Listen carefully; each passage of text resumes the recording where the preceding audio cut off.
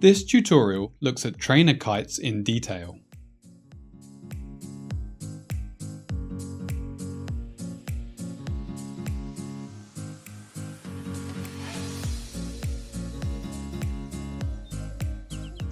Set up in an open space with no hazards nearby or downwind. It also helps to have a flat open area and light wind.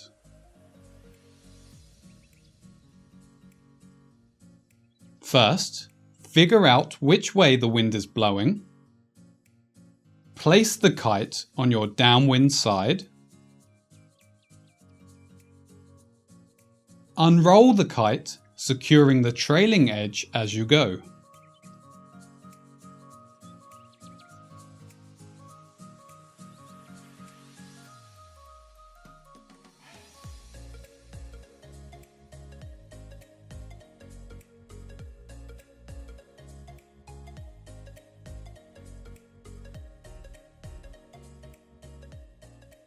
Next, check that the bridles are not tangled.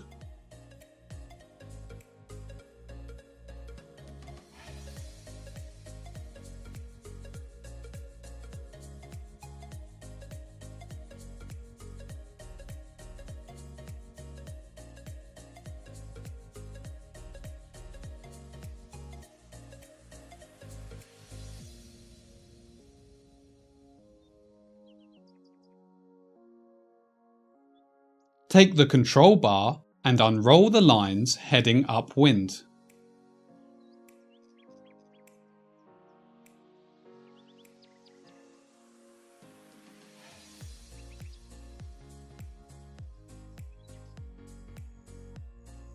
Place the bar on the ground, orientated in flying position.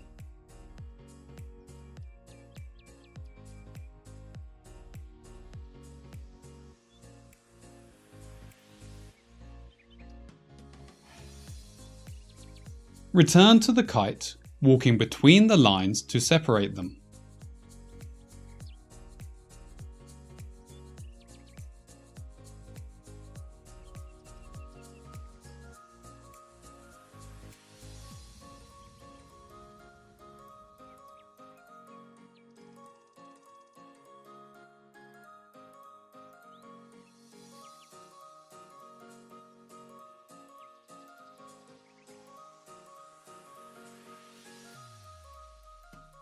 Connect the lines using a lark's head knot as shown here.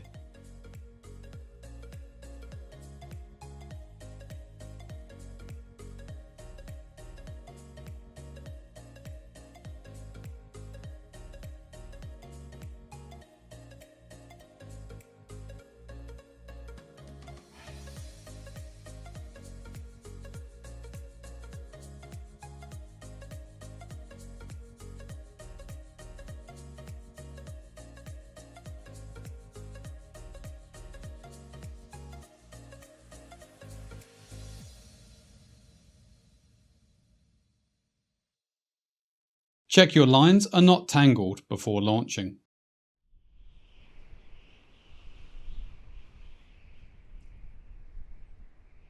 Attach the safety leash before picking up the bar.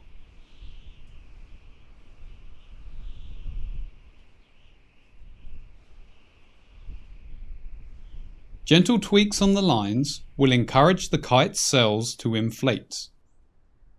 As the sails fill with air, the kite will take form. Pull up wind and the kite should launch.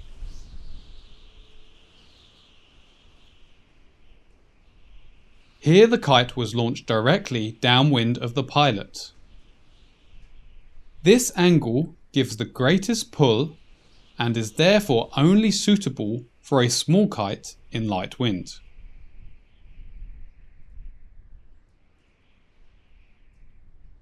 At first, aim to keep the kite above your head using the smallest steering movements possible.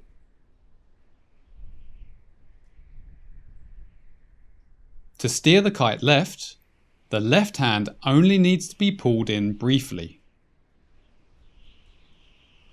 To steer right, the The right hand only needs to be pulled in briefly. Once the kite starts to respond to your steering input, straighten both arms to avoid oversteering. At first, many people misunderstand what movement turns the kite. They try rotating the bar like a car's steering wheel. Or others try moving the entire bar from side to side. These bad habits should be avoided.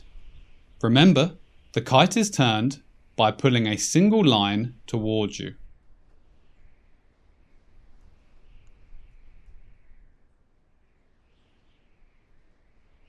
We will now look at flying drills to practice with your trainer kite. During these drills, it's important to have a mental picture of your wind window. Remember, the window is on your downwind side, and the area in front of you, directly downwind, has the highest power.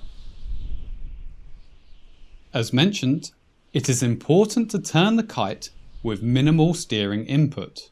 Slow steering movements keep the trainer kite in the low power zone.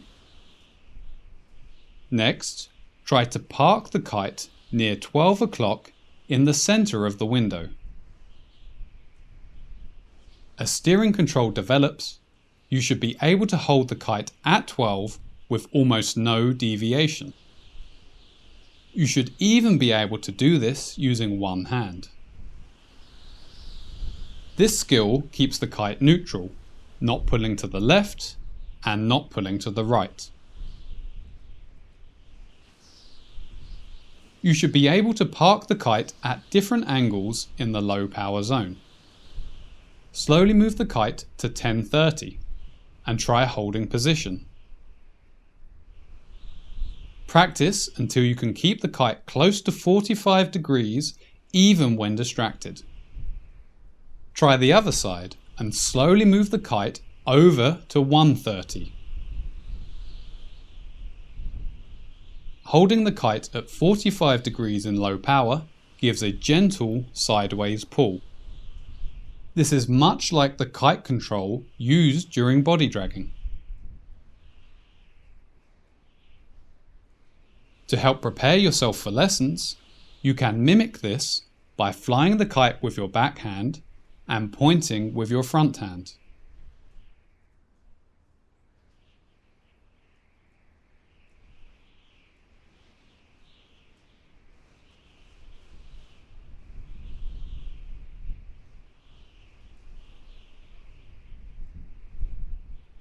Once you can park your kite easily, it is time to experiment with steering speed.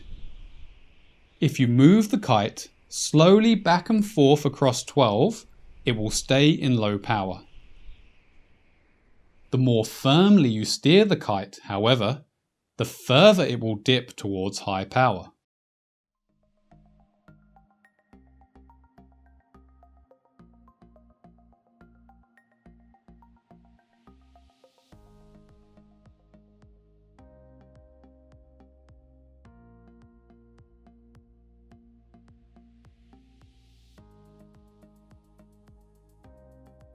This drill simply gives you a feeling for how a kite's steering affects its position in the window. Although this exact maneuver is not often used in kiteboarding.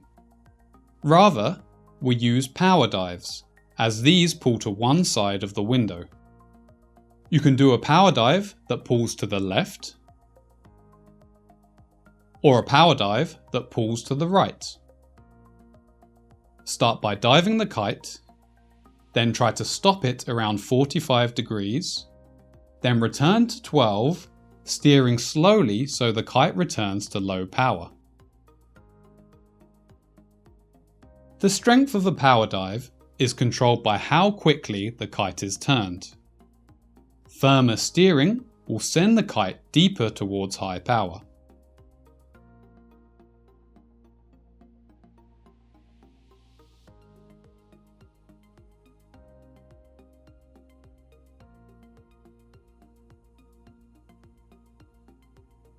For this reason, start with light steering, then build up to steering more firmly.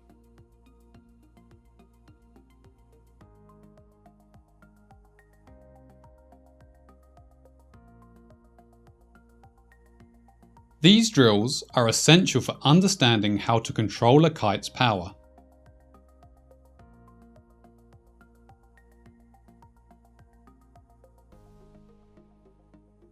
You can also control the strength of a power dive by changing its starting position. If you first move the kite to the opposite side of the window before diving, you can reach much deeper into the window and for longer.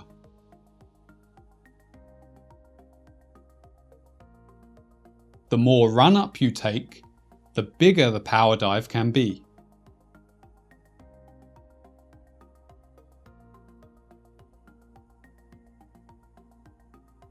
Once you can control the strength of a power dive easily, you can try chaining them together.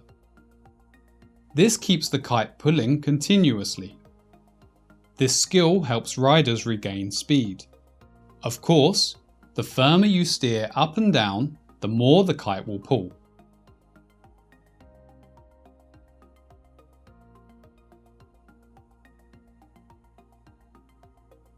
Most kite safety systems use the same basic principle.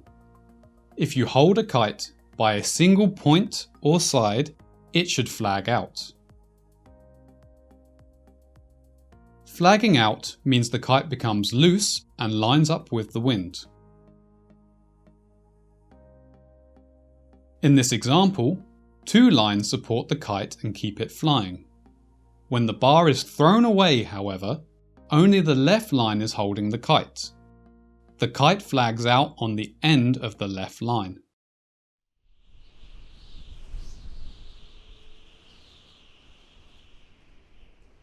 If this system ever doesn't work for some reason, there is also the option to eject your leash and separate yourself from the kite. This is one of many reasons it's important to not have anyone downwind of you and to build your experience in light wind.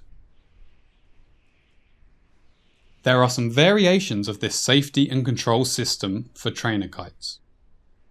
Here we had 2 steering lines, and when the bar is released, the left steering line becomes the safety or flag out line. Some trainer kites have 2 steering lines on a bar, but then have a 3rd line from the trailing edge to a wrist strap. In this case, when the bar is thrown away, the kite flags out on the trailing edge. Another variation has 2 separate handles to hold the steering lines, then on the end of the handles is a brake line. If you pull in these brake lines enough, the kite will backstall and flag out from the trailing edge. In this case, you would typically have a safety leash attached to one or both brake lines. Using your safety is an easy way to land the kite. You then pull in the kite using tension on the safety line only.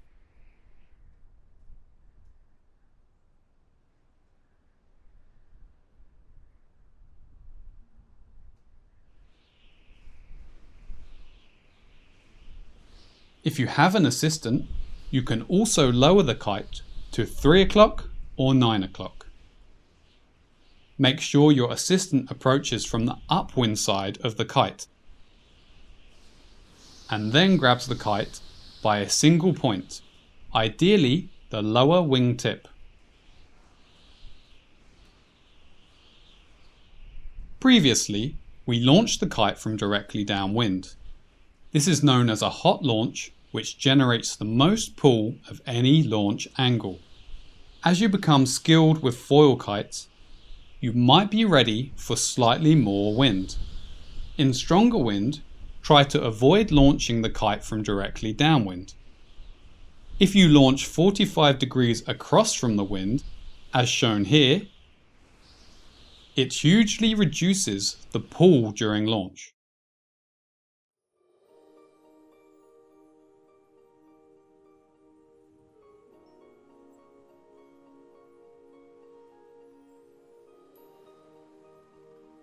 To pack away your trainer kite neatly, secure the upwind side of the kite, disconnect the lines,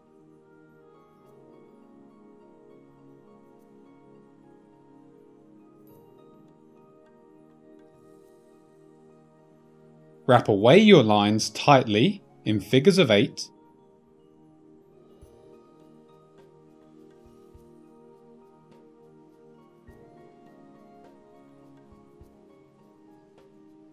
secure the lines with the safety leash,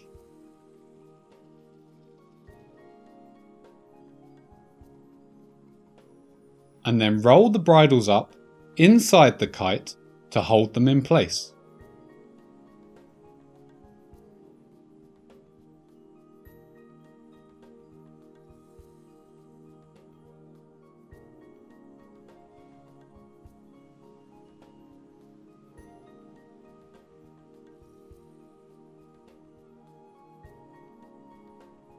I hope this tutorial helps you get the most out of your trainer kite.